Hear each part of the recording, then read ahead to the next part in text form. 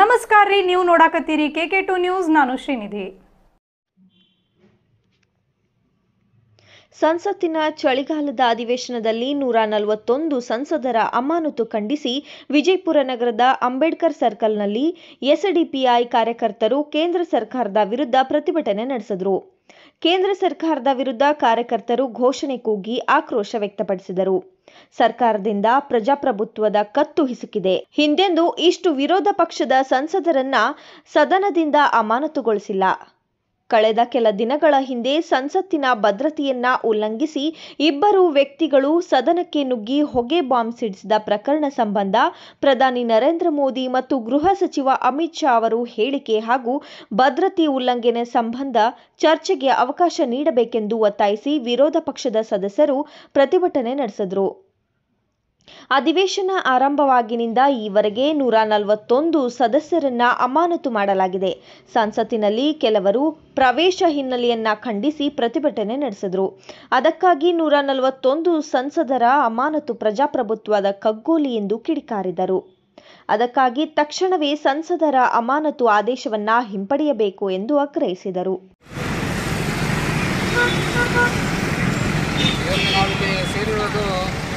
ತಮ್ಮೆಲ್ಲರಿಗೂ ತಿಳಿದಿರೋ ವಿಷಯ, 141 ಸಂಸದರನ್ನು ಅಮಾನತುಗೊಳಿಸಿದ ವಿಷಯದ ಕುರಿತು ಇವತ್ತು ನಾವಿಲ್ಲಿ ಸಭೆ ಸೇರಿದ್ದೇವೆ. ನಮ್ಮ ದೇಶವನ್ನು ನಡೆಸುವಂತಹ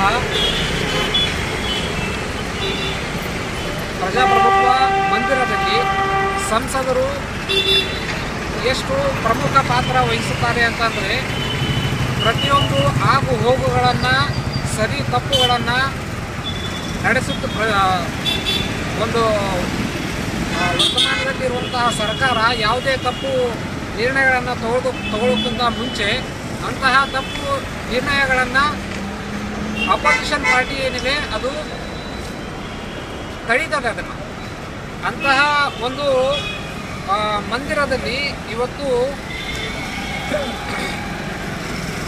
ಡಿಸೆಂಬರ್ 13ರಂದು ಒಂದು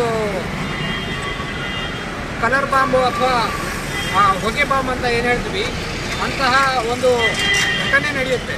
ಇದು ನಮ್ಮ ದೇಶದ ಸದನದಲ್ಲಿ. ಬೇರೆ ಯಾವುದೋ ಒಂದು ಕಡೆ ಇಂಥ ವಿಷಯ ನಡೆದರೆ ಆ ವಿಷಯಕ್ಕೆ ನಾವು ಅಷ್ಟೊಂದು ಇದನ್ನು ಮಾಡುವಂಥ ಅವಶ್ಯಕತೆ ಇರಲಿಲ್ಲ. ಆದರೆ ಇದು ದೇಶದ ಸದನ, ನಮ್ಮ ದೇಶದ ಆಗು ಹೋಗುಗಳನ್ನು ಚರ್ಚೆ ಮಾಡುವಂತಹ ಸದನದಲ್ಲಿ, ಆ ಮಂದಿರದಲ್ಲಿ ಒಂದು ಸುರಕ್ಷತಾ ವ್ಯವಸ್ಥೆ ಅತ್ಯಂತ ಕಠಿಣ, ಅತ್ಯಂತ ಸುಭದ್ರವಾದಂತಹ ಸುರಕ್ಷತೆ ಇರುವಂತಹ ಸ್ಥಳದಲ್ಲಿ ಹೊಗೆ ಬಾಂಬನ್ನು ತೆಗೆದುಕೊಂಡು ಹೋಗಲು ಪರ್ಮಿಷನ್ ನೀಡುವಂತಹ ಪ್ರತಾಪ್ ಸಿಂಹ ಅವರಿಗೆ ಯಾವುದೇ ರೀತಿ ಇಲ್ಲಿವರೆಗೂ ಅವರ ಮೇಲೆ ಯಾವ ಪ್ರಮಾಣ ಜರುಗಿಸಿಲ್ಲ, ಅವರನ್ನು ಅಮಾನತು ಮಾಡಿಲ್ಲ.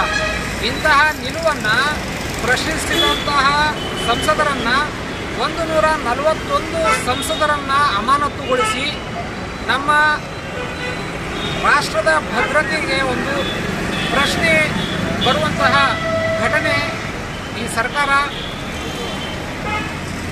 ಮಾಡಿದೆ. ಇಂತಹ ಘಟನೆಯ ವಿರುದ್ಧ ನಾವು ಈ ಹೋರಾಟವನ್ನು ಮಾಡ್ತಾ ಇದ್ದೀವಿ.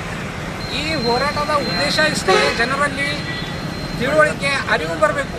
ನಾವು ಯಾರನ್ನು ಆರಿಸಿ ನಮ್ಮ ಚುನಾಯಿತ ಪ್ರತಿನಿಧಿಗಳಂತ ಹೇಳ್ಬಿಟ್ಟು ನಾವು ಸದನಕ್ಕೆ ಕಳಿಸಿದ್ದೀವಿ, ನಮ್ಮ ದೇಶದ ರಕ್ಷಣೆ, ನಮ್ಮ ದೇಶದ ಆಗು ಹೋಗುಗಳ ಬಗ್ಗೆ ಚರ್ಚೆ ಮಾಡಲಿಕ್ಕೆ, ನಮ್ಮ ದೇಶವನ್ನು ನಡೆಸಲಿಕ್ಕೆ, ಅಂತಹ ಒಂದು ಪಕ್ಷಗಳು ಇಂತಹ ಕೆಲಸಗಳನ್ನು ಮಾಡ್ತಾ ಇದೆ ಅಂತಂದರೆ ನಾವು ಪ್ರತಿಯೊಬ್ಬ ನಾಗರಿಕನು, ಪ್ರತಿಯೊಬ್ಬ ವೋಟ್ ಹಾಕುವಂಥ ವ್ಯಕ್ತಿ ಈ ವಿಷಯನ ವಿಚಾರ ಮಾಡಬೇಕು.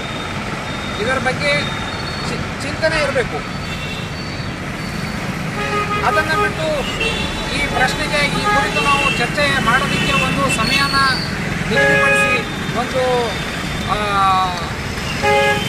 ಸಮಯನ ನಿಗದಿಪಡಿಸಿ ಇದರ ಬಗ್ಗೆ ಚರ್ಚೆ ಮಾಡಿ ಅಂತೇಳಿ ಕರೆ ಮಾಡಿದಂತಹ ಸಂಸದರನ್ನು ಅಮಾನತುಗೊಳಿಸುವುದು ಎಷ್ಟು ಸರಿ ಅನ್ನುವುದು ಒಂದು ಪ್ರಶ್ನೆ.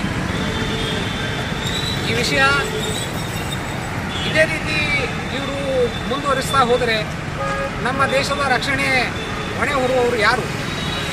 ನಮ್ಮ ದೇಶವನ್ನು ಕಾಪಾಡುವವರು ಯಾರು? ನಮ್ಮ ದೇಶದ ರಕ್ಷಣಾ ವ್ಯವಸ್ಥೆಯನ್ನು ಜಾರಿಗೊಳಿಸುವಂತಹ ಸದನದಲ್ಲಿಯೇ ಇಂತಹ ಕಾನೂನು ಅವ್ಯವಹಾರಗಳನ್ನು ನಡೆದಾಗ ನಾವು ಯಾರನ್ನು ಪ್ರಶ್ನಿಸೋದು? ಈ ಚಿಂತನೆ ಎಲ್ಲ ಜನರಲ್ಲಿ ಮೂಡಬೇಕು. ಅದೇ ಒಂದು ಉದ್ದೇಶ. ಆಮೇಲೆ ನಾವು ಸರ್ಕಾರಕ್ಕೆ ಈ ಮೂಲಕ ಒತ್ತಾಯ ಮಾಡ್ತೀವಿ. ಆ 141 ಜನ ಸಂಸದರನ್ನು ಏನು ನೀವು ಅಮಾನತುಗೊಳಿಸಿದ್ದೀರಿ, ಆ ಅಮಾನತನ್ನು ರಿವೋಕ್ ಮಾಡಿ ಪ್ರತಾಪ್ ಸಿಂಹ ಅವರನ್ನು ಕಟಕಡೆಯಲ್ಲಿ ನಿಲ್ಲಿಸಿ ಅವರನ್ನು ಅಮಾನತುಗೊಳಿಸಿ ಅವರನ್ನು ಇಂತಹ ಒಂದು ದೊಡ್ಡ ಕೃತ್ಯ ಎಸಗಲಿಕ್ಕೆ ಕಾರಣವಾದಂತಹ ವ್ಯಕ್ತಿಯನ್ನು ಅವರು ಹೇಗೆ ಪಾಸ್ ಕೊಟ್ಟರು, ಯಾಕೆ ಕೊಟ್ಟರು, ಇದಕ್ಕೆ ಕಾರಣ ಏನು, ಈ ಎಲ್ಲ ಕುರಿತು ಅವರನ್ನು ಕಟ್ಟಕಡೆಯಲ್ಲಿ ನಿಲ್ಲಿಸಿ ಪ್ರಶ್ನಿಸುವಂಥ ಕೆಲಸ ಮಾಡಬೇಕು. ಈ ಎರಡು ಮಾತುಗಳನ್ನು ಹೇಳ್ತಾ ನನ್ನ ಮಾತುಗಳನ್ನು ಮುಗಿಸ್ತೀನಿ. ಧನ್ಯವಾದ. अस्सलाम वालेकुम वरहमतुल्लाहि वबरकातुह। आज ये हमारे SDPI का प्रोटेस्ट है।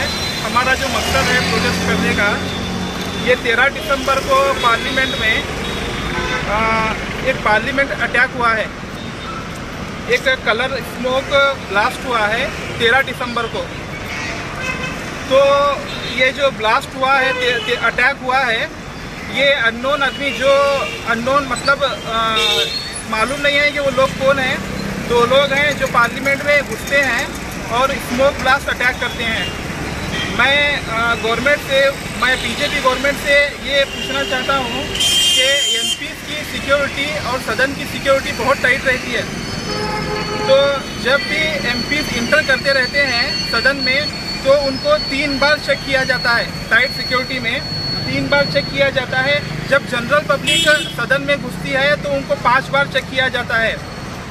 तो मैं ये गवर्नमेंट से पूछना चाहता हूँ कि आप किस बुनियाद पे वो जो अननोन जो पर्सन थे उनको इंटर होने दिया, और उनको जो पास दिया गया है वो मैसूर और कुड़गांव के MP प्रताप सिम्हा ने उनको पास दिया है, जो बीजेपी के MP हैं।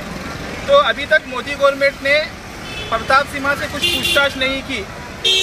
और जब अपोजिशन ने सवाल पैदा किया यूनियन मिनिस्टर से, हमारे गृह मंत्री, जो आज का हमारा प्रोटेस्ट जो रखा गया है, जो हाल ही में हमारे पार्लियामेंट में जायज़ मुतालिबात पर आवाज़ उठाने वाले मेंबर ऑफ पार्लियामेंट को सस्पेंड किया गया। लगभग टोटल 143 मेंबर ऑफ पार्लियामेंट को सस्पेंड किया गया। ये एक बहुत ही शर्मनाक और अफसोसनाक बात है। और एक चीज़, ये हिंदुस्तान एक डेमोक्रेटिक मुल्क है, यहाँ डेमोक्रेसी चलनी चाहिए, डेमोक्रेसी चलती है यहाँ पर। लेकिन आज की जो ये बीजेपी गवर्नमेंट है, इस डेमोक्रेसी को ख़त्म करके एक डिक्टेटरशिप लाने की पूरी कोशिश और पूरी प्लानिंग कर रही है। ये एक बहुत बड़ी अफसोस की और शर्म की बात है। पार्लियामेंट में अपोजिशन का जो रोल होता है पार्लियामेंट में, वो बैठी हुई सरकार पर नज़र रखते हैं, बैठी हुई सरकार को चेक एंड बैलेंस करते हैं। बैठी हुई सरकार क्या काम कर रही है, कौन से काम करना चाहिए, कौन से काम नहीं करना चाहिए, उसके खिलाफ आवाज़ उठाने वाले और उसके खिलाफ सवाल पूछने वाली अगर कोई सरकार होती है तो वो अपोजिशन सरकार होती है। आज वही अपोजिशन सरकार को पार्लियामेंट में कोई जगह दी नहीं जा रही है। आज वही अपोजिशन सरकार को जब पार्लियामेंट में कोई जगह नहीं दी जा रही है, तो इसका मतलब ये होता है कि वह फिस्तायत जन्म ले रही है, वह फिस्तायत को जन्म दिया जा रहा है।